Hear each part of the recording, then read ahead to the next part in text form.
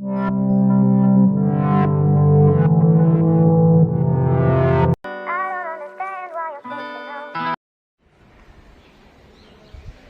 स्वागत है आप सभी का ठाकुर ब्लॉग में। आज के ब्लॉग में हम लोग चलेंगे झारखंड राज्य के सिमडेगा जिले से स्थित 26 किलोमीटर की दूरी पर यह जगह स्थित है, जिसे राम रेखा धाम के नाम से भी जाना जाता है। इस जगह पर कहते हैं कि राम भगवान, सीता माता और लक्ष्मण जब वनवास के दौरान निकले थे तो कुछ महीने यहाँ पर बिताए थे। तो चलिए चलते हैं उस पावन भूमि की ओर।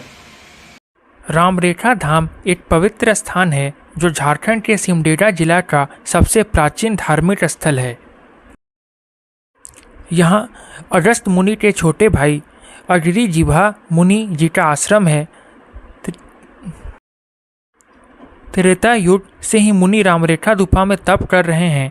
उनके द्वारा किए गए यज्ञ आहुति का विस्तार अग्निकुंड में आज भी देखा जा सकता है।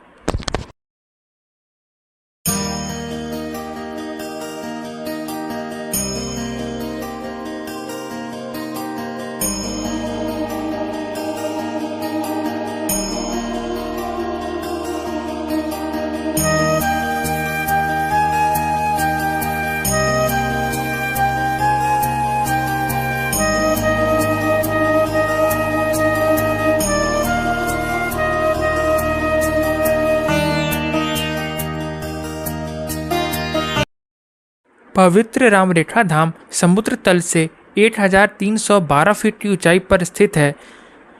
इस स्थान पर 1958 में पूज्य देवराहा बाबा आए थे। वह भी मुनि गुफा में जाकर तपलीन मुनि से बात किए थे। अब आपको राम रेखा धाम का इतिहास और कहानी के बारे में बताता हूँ। जब त्रेता युग में भगवान श्री राम अपने पिता के वचन का पालन करने के लिए 14 वर्ष के वनवास पर निकले थे, उसी वनवास यात्रा के क्रम में उन्होंने सबसे पहले गया में अपने पिता राजा दशरथ के आत्मा शांति के लिए तर्पण पूजा किया था।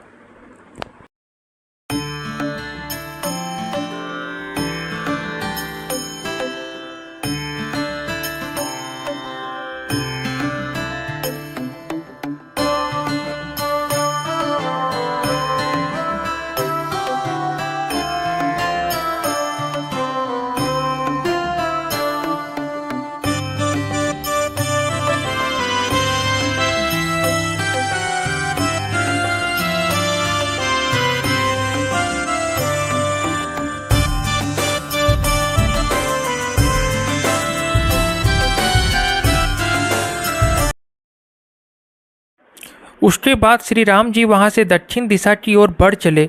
तब उन्हें रास्ते में गौतम ऋषि के शिष्य अगरी जिभा मुनि के आश्रम मिला। वो आश्रम पर्वतों, जंगलों एवं जंगली जानवरों से घिरा हुआ था। आज वही अगरी जिभा मुनि के आश्रम श्री रामरेखा धाम के नाम से प्रसिद्ध है। यह स्थान पर भगवान राम अपनी पत्नी सीता और भाई लक्ष्मण जी के साथ वर्षा काल के 4 महीने बिताए। माता सीता अपने भोजन के लिए कंदमूल, फल फूल का उपयोग किया करती थीं। इस बात का गवाह आज भी माता सीता का चूल्हा स्नान के लिए धनुष आकार का कुंड एवं उनके हाथों से निर्मित रंगोली सीता चौक है। लक्ष्मण जी अपने नहाने के लिए स्वयं ही जल की व्यवस्था करते थे। वर्तमान में उस स्थान को आज गुप्त गंगा के नाम से जाना जाता है। इतना ही नहीं, आप आज भी इस पवित्र रामरेखा धाम में अनेक स्थानों पर राम, लक्ष्मण एवं सीता जी के चरण चिन्ह आसानी से देख सकते हैं।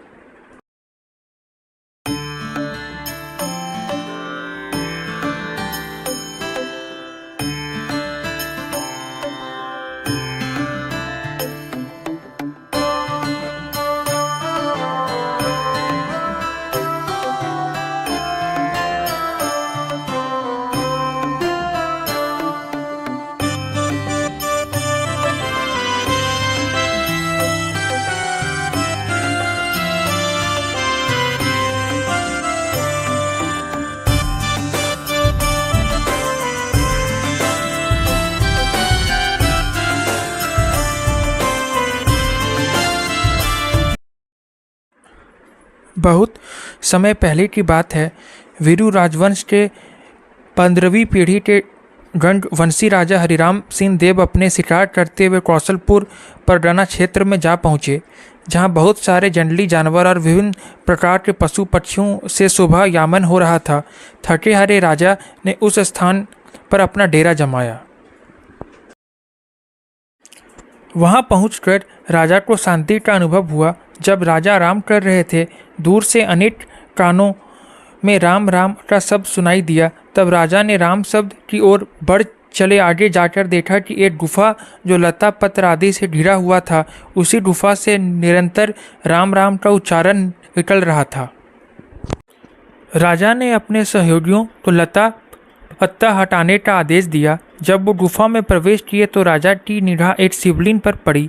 तब राजा ने दंडवत प्रणाम करते हुए आगे बढ़े तो देखा कि एक मिट्टी नुमा वेदी पर एक काला रंग के शंख से राम नाम निरंतर निकल रहा है। राजा ने उस शंख को माथे से लगाकर प्रणाम किया और स्वयं अपने हाथों से उसे शंख के सुरक्षा के उपाय किए। उसके बाद राजा वापस अपने महल लौट चले। एक दिन राजा के सपने में भगवान राम आए और उन्होंने राजा से कहा, जिस जगह पर उन्होंने शिवलिंग का दर्शन किया वह शिवलिंग हमारे द्वारा नवास काल में स्थापित किया गया है और हमने प्रमाण स्वरूप अपना शंख वहीं छोड़ दिया, जो दिन रात मेरा ही नाम लेता रहता है। स्वप्न देखने के बाद राजा भगवान श्री राम के परम भक्त हो गए और वैष्णव मत स्वीकार कर रामानुज संप्रदाय से जुड़ गए। तब से उस पावन शंख की पूजा प्रतिवर्ष कराने की व्यवस्था राजा ने पाहन बैगा को दिया। तब से हर वर्ष कार्तिक पूर्णिमा के दिन स्वयं राजा उपस्थित होकर इस स्थल पर विधिवत पूजा पाठ के साथ साथ रासलीला का और राधा कृष्ण झूला का त्यौहार भर्ती कार्यक्रम का आयोजन कराते आ रहे हैं।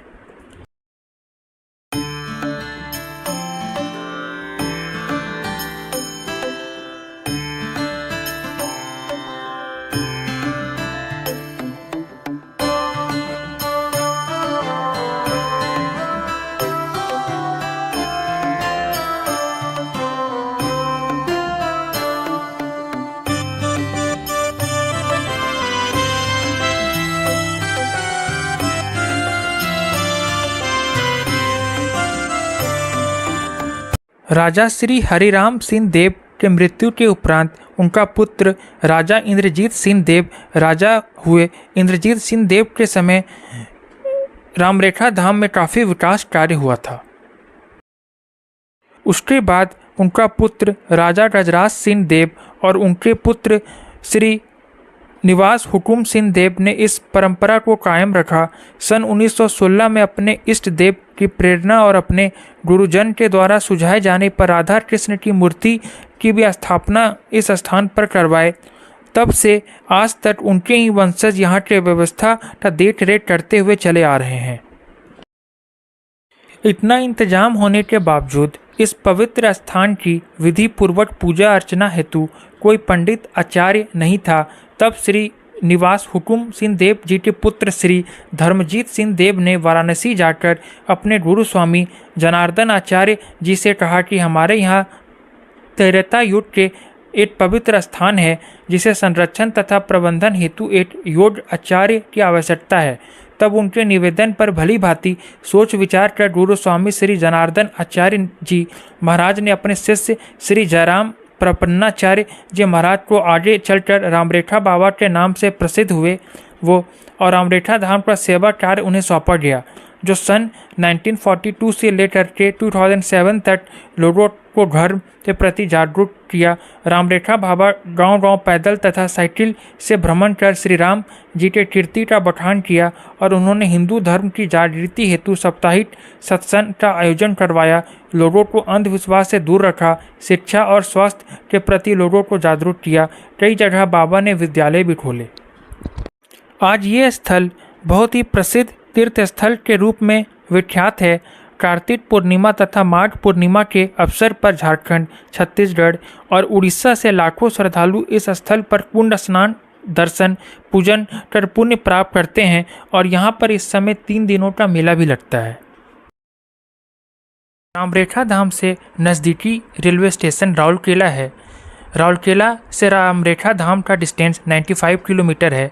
आप राउरकेला स्टेशन पे उतर करके वहाँ से रेंट पे कार ले करके आ सकते हैं रामरेखा धाम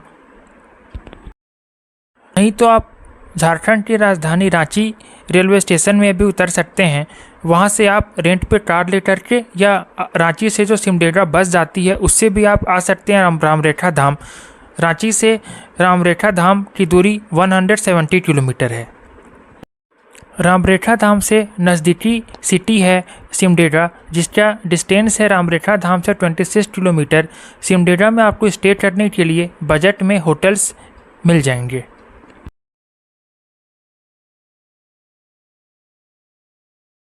आज का ब्लॉग अच्छा लगा तो हमारे चैनल को लाइक करें, शेयर करें और सब्सक्राइब करें। फिर मिलते हैं नेक्स्ट ब्लॉग में।